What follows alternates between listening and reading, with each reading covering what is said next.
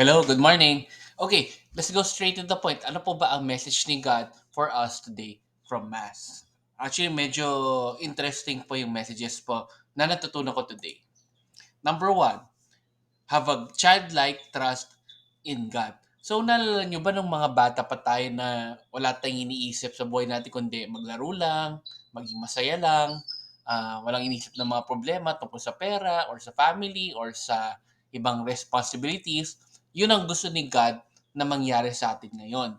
Na magkaroon tayo ng childlike trust in Him. Na, di ba, pag bata, laging nagtitiwala kahit kanino or may kasabihan nga na madaling makidnap or ano kasi kahit kanino nagtitiwala. So, yun ang gusto ni God na mangyari sa atin na talagang maging magtiwala tayo sa Kanya na para tayong mga bata o bumalik tayo sa parang feeling na pagkabata.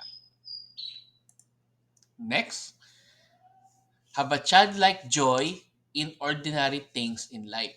So, ibig sabihin po nito is sana maging or gusto ng Diyos na maging mababaw ang ating kaligayahan sa buhay. Kumbaga, kung ano may mga simpleng nangyayari sa buhay pa natin, maging masaya na tayo doon at wag na tayo maghanap ng mas mataas pa or mas magandang mga nangyayari para mas sumaya tayo. Kaya yun ang isang gusto ng Diyos na matutunan natin na kahit yung mga simpleng bagay lang ay maging masaya rin tayo. Or, yun nga, yung like kasabihan natin dito sa Philippines is yung mababaw ang kaligayahan. Number three, let us be open to the mysteries or magic in life. So, ibig sabihin po nito is, di ba sa buhay, may mga certain things na nangyayari na nakakagulat or nakakataka or nakakaaliw. Maging open po tayo sa ganun. Kasi ang buhay po natin is marami rin misteryo na hindi natin maintindihan or marami rin mga things na masasabi natin, uy, magic yun or nangyari ito sa buhay po natin na parang magic. So, maging open tayo sa mga ganong klaseng pangyayari. And lastly, for the 3 points, all these 3 points will help us have meaning in life. So, ibig sabihin po nito is kapag kumbaga sinunod natin or pinaniwalaan natin yung unang mga number 1 to 3 na messages ni God sa atin, magkakaroon rin ng meaning ang ating buhay. Kaya huwag tayong mag-aalala and kung pwede nga is magkaroon tayo ng childlike attitude. Lalo nga daw ngayon na palapit ng Christmas, so maganda rin na meron tayong childlike attitude na nangyayari doon. Okay? So hopefully may natutunan kayo today from me, and if you like my video, please follow or like or follow my page and subscribe po.